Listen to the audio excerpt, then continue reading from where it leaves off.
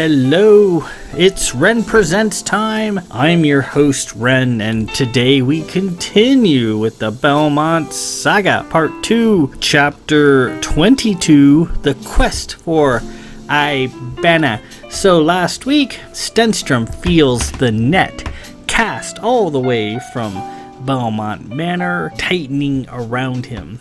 He's seeing Black Maidens. He's seeing friends of his mother hanging out in various places in Calvert. And he knows that should he falter, should he fail, should the Black Maidens get him, or should one of his mother's friends spot him, then that's it, it's on. And this whole paymaster thing will be moot. He asks Lady Miranda of Russell to fetch his baggage for him at the Land, Air, and Seaport. She does, and hiding under her skirt, she opens his baggages, and out come a bunch of Black Maidens, and then she asks them to depart, which they do. And then they have a night of torrid sex. He rearms himself using his books with a variety of holy stones, has them hidden in his coat, whatever coat he's wearing. He also finally has enough fake tenure to approach IBBAANA and ask for membership. And he also arbitrates a public financial dispute by forcing a couple of louts at a local bar to ante up for throwing loaded dice. At gunpoint, he walks them down to Notary Geisel and gets him to sign, so that's taken care of. Now it's time for the quest for IBBAANA. Now he's got to get out of Calvert, get to IBBAANA, and join. So we've, in this second part of the book, going through the history of Paymaster Stenstrom, we've covered his childhood, we've covered his training, we've covered his schooling. Now we're getting into the final part, the Paymaster part. So let's proceed immediately. I see no need to dawdle. Part 2, Chapter 22, The Quest for IBBAANA. So we'll see if Paymaster Stenstrom is successful in getting out of Dodge.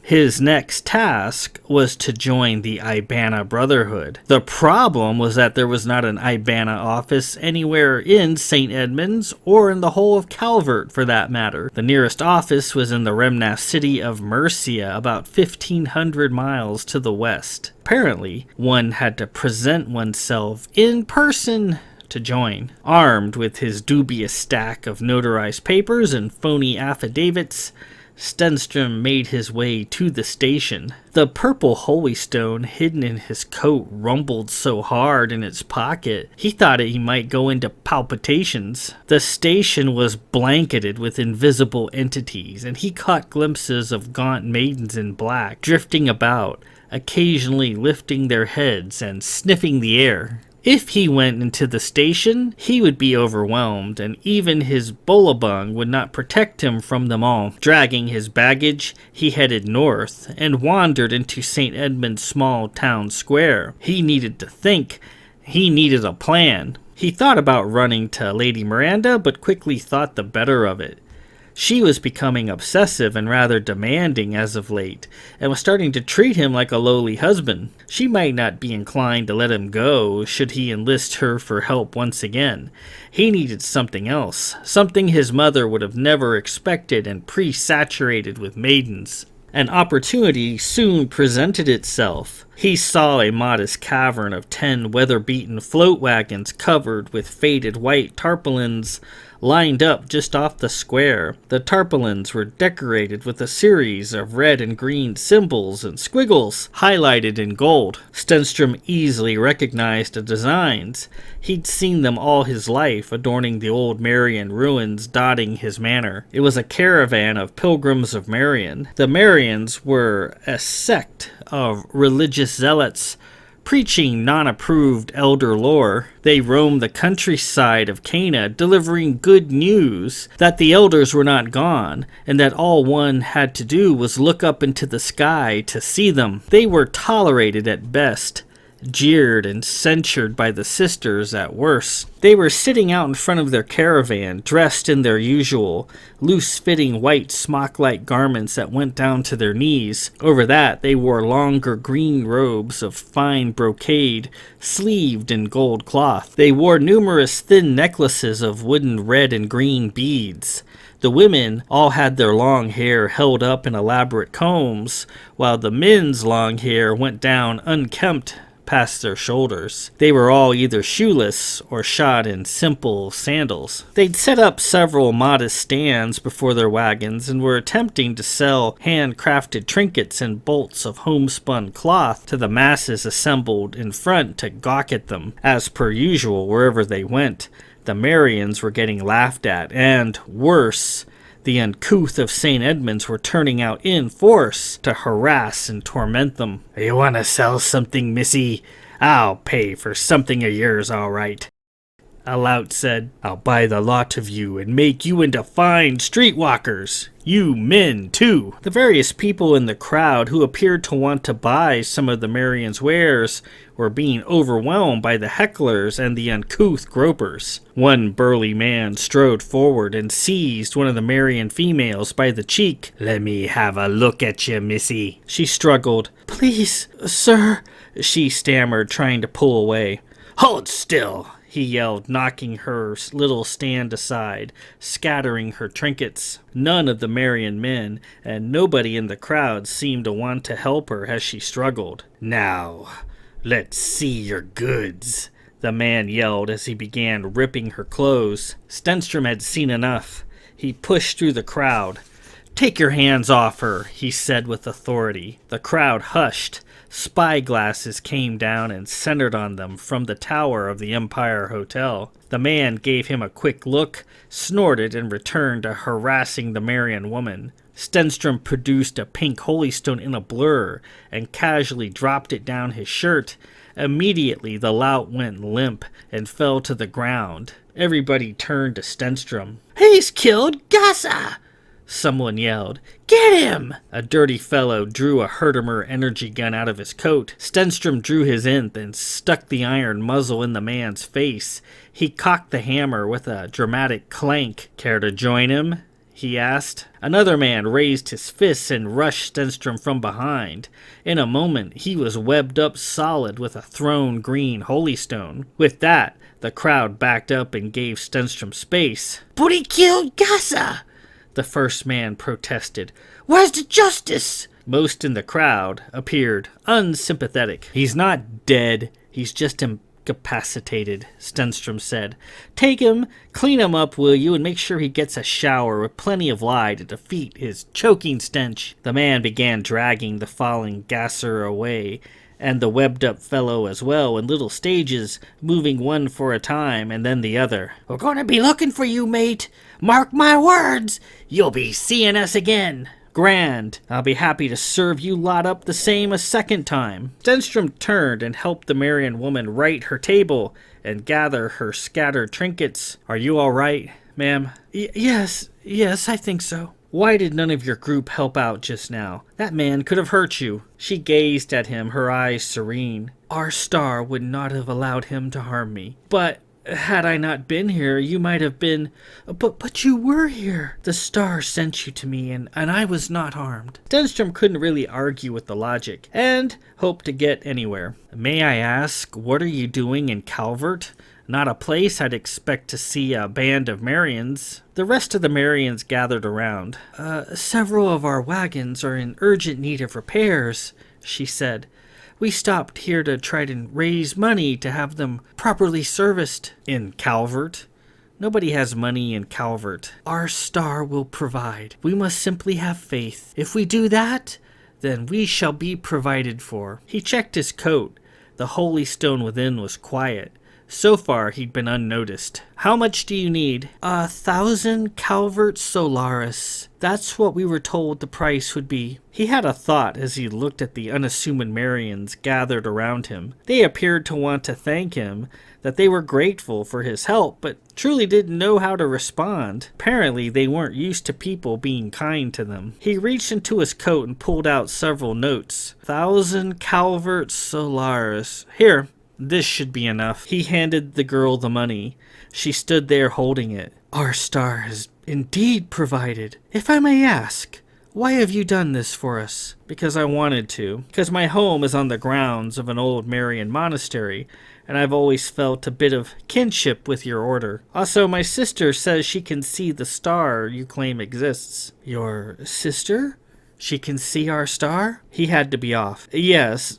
She says it's in that direction, he said, pointing to the northwest, and that it's a large yellow star with a red cloud swirling around it. The girl smiled. I see. Well, this is a wonderful day, as our star indeed intended. I am Nephia, and we are a humble band of traveler Marians from Westwood, seeking to offer good news to the people. May I ask your name, sir, so that I may properly thank you? Stenstrom, Lord of Belmont, South Tyrol. I suppose I'm in the market for a little good news. Lord Stenstrom, then, we are at your service for this unexpected kindness you have shown us. I was also hoping I might catch a ride with you. Are you heading west, by chance? We head in no particular direction.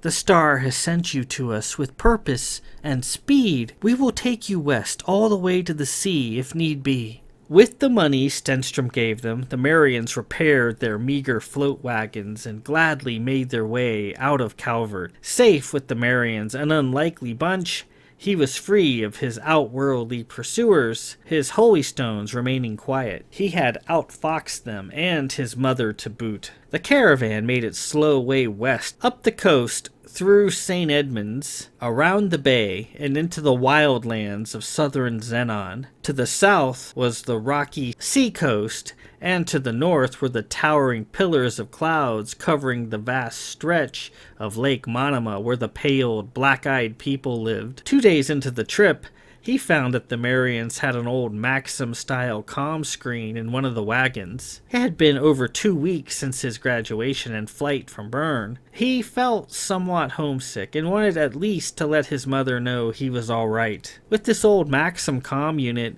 he probably could send word to her and she wouldn't be able to trace him. She appeared on the screen. She was in bed. Her face was haggard and spent. Her breakfast on a tray was sitting off to the side, barely touched. Belle, is that you? She said, trying to squint into the screen. Yes, Mother, it's me. I've been so worried about you. How could you do this to your mother? I'm sorry, I didn't mean to worry you. As you can see, I'm fine. She smiled a little. Belle, why did you not come home after your graduation? Your sisters and I had a lovely reception planned, and Lyra and Virginia were so very disappointed. They had prepared a wonderful celebration for you. Her voice was tired and thin. I will apologize to them when I can. I have some business to attend to, Mother. I'm trying to accumulate my accreditations so that I might ply the trade you and Father paid for me to learn. His mother seemed so tired. Well, I'm glad you're embracing your schooling. She appeared pained for a moment. You always talked of the fleet and of the stars. I see you even now in my dreams as a boy wearing the little clothes your father sent home. I always see you as a little boy in my dreams. What have I done, Belle? Have I robbed you of what you wanted most? Stenstrom thought about his answer. What's done is done, and I am no worse for it. She smiled. Well, I'm glad. If I had to do it all over again, I would have let you do whatever you wanted. Are you coming home soon? When time allows. Again, I'm pursuing a lead. Jubilee leaned back and sank into her pillows. I really think you should come home for a bit to visit and catch up. It won't take long, I promise. Then you may pursue your matters in earnest. Why? Is there anything the matter? Why do you look so tired? No,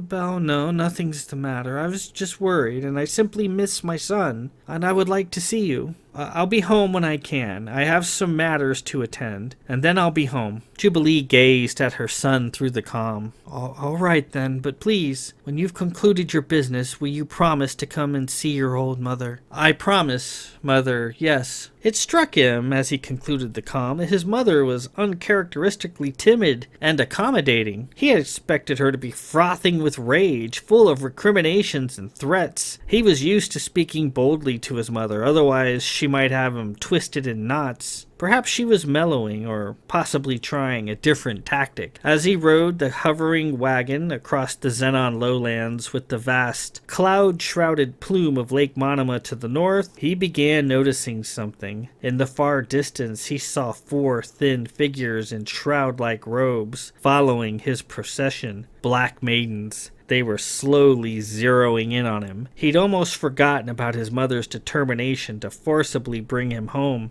Seeing them in the distance reminded him of the dire contest his mother insisted he play. Resist. Be your own man. Well, very well, be it so. The game was on, mother. She almost had him fooled. Once in Mercia, the Marians dropped Stenstrom off at the local office of IBBAANA, the interstellar brotherhood of bars, attorneys, actuaries, notaries, and accountants, with a modest red brick structure in the center of town. He got out of the wagon with his chests. He bade the Marians a fond farewell and went inside the office. He announced he wished to join the Brotherhood. Getting a stern eye, he was taken into a back room, and his qualifications were reviewed. As it turned out, it was his membership in the Bones Club that got him into the IBBAANA Brotherhood, for the fellow reviewing his papers spotted them as fabricated, pretty much on the tick. However, he, like Stenstrom, was a proud member of the Bones Club, and so after a bit of chit-chat and a healthy entrance fee was collected, Stenstrom was at last made an official member of the Brotherhood. No further questions asked. Chosen occupation: Fleet Paymaster. Status: active. So, he had come to Mercia and got what he came for. He was now an IBBAANA. As he exited the building, he saw 4 tall women in black standing at the end of the street, waiting for him. His mother. The Black Maidens. He had a quick thought that this game was becoming rather silly, and he was getting too old for such things. If he had had a more timid nature, he would simply go home and see his mother. But she herself had drilled into him, "Though I am your mother, consider me your enemy. I shall attempt to confound you and set you to my will. I want you to resist, to confound me in turn. Thus, using your wits, I shall make you strong. Nothing more than your best effort I expect of you." Not wanting to disappoint her, Stenstrom determined to get the better of this situation. Avoiding the front door, he found a convenient window out the back and bore away from the building through the craggy alleys leading to the side streets of Mercia.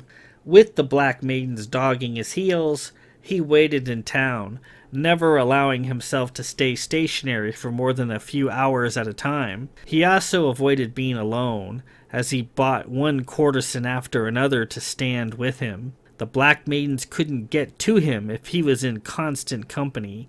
Female company was best. He would need to be careful. These Black Maidens appeared to be showing no sign of giving up. 2 days later, he received a message from the Brotherhood. A fleet vessel, the Sandwich, a small frigate making berth in Adalia, was in need of a replacement paymaster at once, for theirs had died. What was the reason for the man's death? Stenstrom wanted to know. The official word was food poisoning. With the maidens close at his heels, he accepted. Courtesan in hand, he immediately booked passage to Adalia and met up with his first charge, the fleet frigate Sandwich. If he could get on that ship, he would be victorious. And with that, we conclude part 2, chapter 22, The Quest for IBBAANA. So we see Stenstrom fleeing Calvert, heading west towards the city of Mercia, having a brief encounter with a band of Marians who were selling some of their wares to fix their float wagons. And Marians sort of like the Amish or any other group that makes specific things. Sometimes those things are in high demand, and Marian goods are sought after, usually in the northern parts or in other planets besides just Cana, because they make good things, and it's sometimes trendy and quirky to possess such things, from these austere people preaching this frickin' nuts version of the history of the elders and this star that they say exists but nobody can see. And Nephia tells Stenstrom that they're from Westwood, and he didn't really ask her, where is Westwood?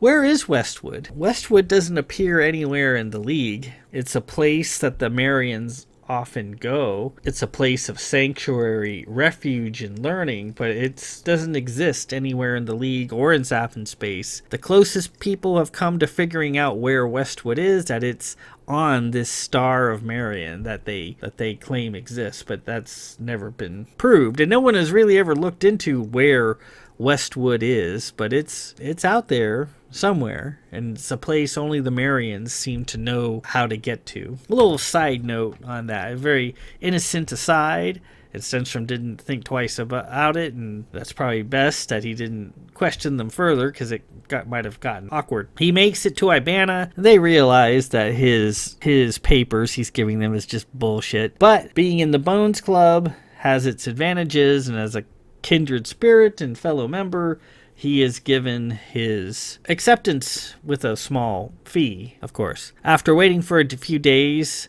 a fleet ship became available needing a paymaster, a frigate. Now, a frigate in my League of Elder isn't quite what a frigate might be in standard sailing terminology. A frigate in the Stellar Fleet is a fairly small ship. So frigates are usually secondary vessels. They're not warships. They're not of that type. They're too small. They usually do ancillary duties, sometimes crap duties that other ships don't want to do or aren't available for, and a fleet frigate will do these things. And pretty small and usually just sort of the backwater of the League. But he doesn't care. He'll take it. The fleet frigate Sandwich, which is a kind of a weird name that I gave, but that's what it is. So as the chapter ends with Black Maidens in pursuit, Stenstrom goes to the city of Adelia in the southern continent, to board his new vessel, the Sandwich. And so next week, part 2, chapter 23, the Sandwich. So, and that's a fairly lengthy one, as he boards his first ship as a brand new fleet paymaster, and we'll see what his adventures on the Sandwich leads to. It's pretty fun, I think, anyways. And you might have noticed that this book, The Sands of the Solar Empire, the first book in the Belmont Saga, is not very action oriented, and some of the people who have read the book have commented, hey, where's all the action? Well, there's just a little bit here and there, and there'll be some coming up in the next few chapters. It's the second book, Against the Juries, which is much more action intensive. This was just setting up the story, setting up the character, and then the second book actually deals with the nitty gritty, just throwing punches all the time, firing guns. It kind of bores me. I like the bit of minutia as we set this stuff up. So all in good time with a hint of patience, and we're making steady progress. We're only have a few chapters left, then we'll be into part 3 of the book, and then we'll be done with Sands of the Solar Empire first in the Belmont Saga, and then we move on to the second book, Against the Juries. Until then, this is Ren Presents. I am your host, Ren. Peace out.